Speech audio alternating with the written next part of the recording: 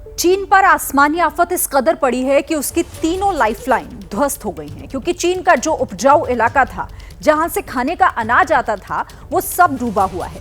हालात ऐसे हैं कि आसमानी आफत के सामने चीन की रेड आर्मी बेदम हो गई है। चीन बर्बादी के ऐसे बम पर बैठा हुआ है जिसकी सुबह नहीं हो रही है।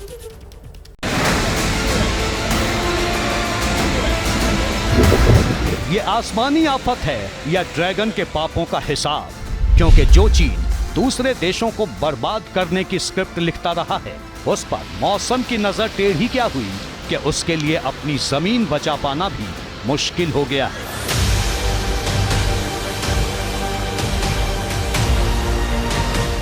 जहां देखिए विनाश और बर्बादी के सिवा कुछ भी नहीं। हालात इतने खराब हैं कि चीन का खजाना और अनाज दोनों खाली हो गया है। चीन मुसीबत के ऐसे चक्रव्यूह में फंसा है जहां से निकल पाना अब मुश्किल हो गया है, क्योंकि चीन जिस इंफ्रास्ट्रक्चर के दम पर दुनिया की दूसरी अर्थव्यवस्था बन गया था, वो पूरी तरह से तबाही के कगार पर है और अब जिनपिंग का सिंहासन भी डोलने लगा है।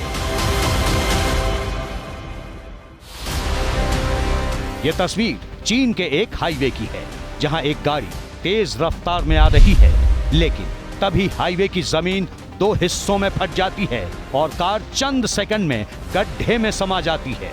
यह तस्वीर किसी को भी खौफ से भर सकती है, क्योंकि जिस हाईवे पर चीन बड़े बड़े जंगी जहाज उतारने का दावा करता रहा है, जिसकी धमक से दुनिया को डराता रहा है, अब उसके दावों की जड़ें डोकसुरी तूफान ने खोखली कर दी है।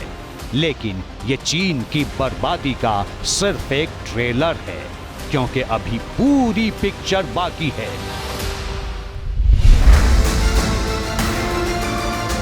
ये चीन का सबसे व्यस्ततम हाईवे है, जहां गाड़ियां जब चलती हैं तो हवा से बात करती हैं, लेकिन बारिश के पानी ने चीन के हाईवे की सूरत बिगाड़ दी है।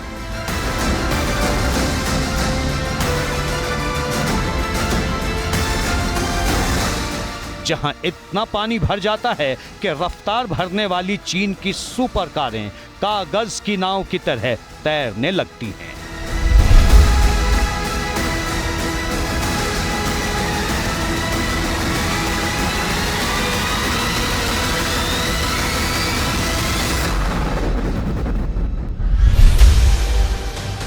बाढ़ ने चीन की राजधानी बीजिंग की उन सोसाइटीज को भी बंधक बना लिया है जिनकी ऊंचाई आसमान छूती है, लेकिन अब वो भी अपनी जमीन खो चुकी हैं।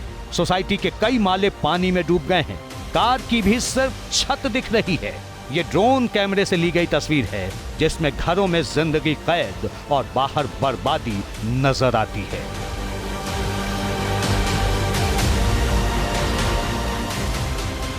जिन ऊंचे इलाकों में बाढ़ का पानी उतर गया है, वहां बाढ़ ने अपने पीछे कैसे निशान छोड़े हैं उसे भी देख लीजिए, क्योंकि ये गाड़ियां बाढ़ के पानी में डूब गई थी, जो अब कबाड़ में तब्दील हो चुकी हैं।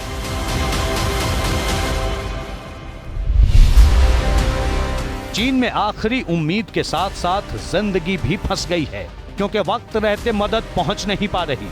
अपनों को बचाने की जंग खुद ही लड़नी पड़ रही है।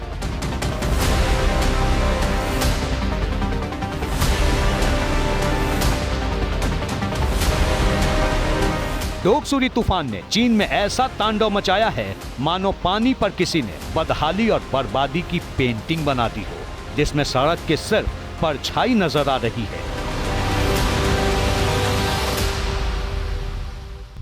चीन कुदरत की दोहरी मार झेल रहा है। पहले मई के महीने में सूखे और गर्मी ने जलाया, जिसके चलते चीन ज्यादा अनाज पैदा नहीं कर पाया, और जो अनाज हुआ था उसे बाढ़ का पानी अपने साथ बहा कर ले गया। हालात अब ऐसे हैं कि चीन के लिए खाने तक के लाले पड़ गए हैं। दरअसल चीन में सबसे ज्यादा खेती पूर्वी और उत्तरी हिस्से में होती है, क्योंकि यहीं की धरती सबसे ज्यादा उपजाऊ है। लेकिन इस वक्त ये पूरा इलाका पानी में डूबा है, जिससे चीन की तीनों लाइफलाइन ध्वस्त हो गई है। दरअसल चीन के 3 प्रांत ऐसे हैं जिन्हें कृषि की लाइफलाइन कहा जाता है।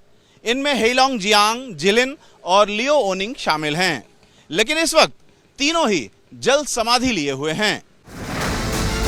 बाढ़ की वजह से चीन में उगाई जाने वाली तीनों मुख्य फसलें सोयाबीन, मक्का और चावल बर्बाद हो चुकी है। अब जिनपिंग के सामने मुश्किल ये है कि वो अपने नागरिकों के लिए अनाज कहां से मुहैया कराए, क्योंकि आमतौर पर पड़ोसी देश ऐसे वक्त में मदद कर देते हैं, पर चीन की जमीन कब्जाने की आदत की वजह से ज्यादातर देशों के साथ उसके संबंध खराब हैं।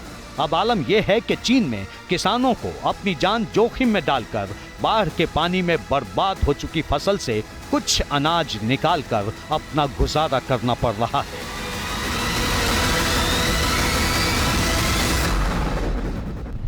चीन जलवायु परिवर्तन से जूझ रहा है। वो उन परीक्षणों का नतीजा है जो वो वक्त वक्त पर इंसानियत को खतरे में डालने के लिए करता रहता है। ये चीन ही था जिसने की दुनिया को कोरोना नाम की बीमारी दी, लेकिन सवाल ये है कि क्या कोई देश अपनी इतनी बर्बादी देख चुकने के बाद भी सबक लेगा या नहीं। चीन अपनी आवाम को बर्बादी की इंतहा तक ले जा सकता है, लेकिन सुधर नहीं सकता, और ये इसी का नतीजा है कि चीन बर्बादी के उस बारूद पर जा बैठा है जो कभी भी फट सकता है, क्योंकि चीन की इकोनॉमी पहले ही आईसीयू में पड़ी है, बेरोजगारी तक आसमान छू रही है, रियल एस्टेट मार्केट पहले से गहरे संकट में है, और वही सही कसर इस बाढ़ ने पूरी कर दी है।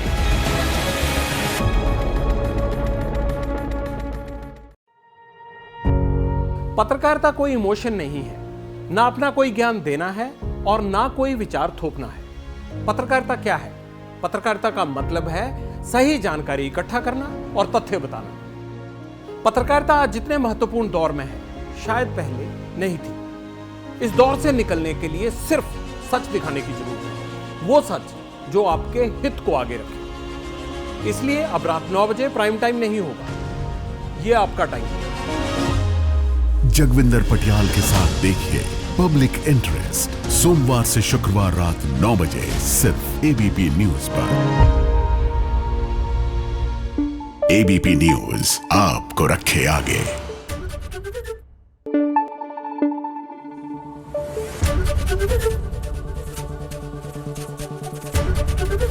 एबीपी न्यूज आपको रखे आगे।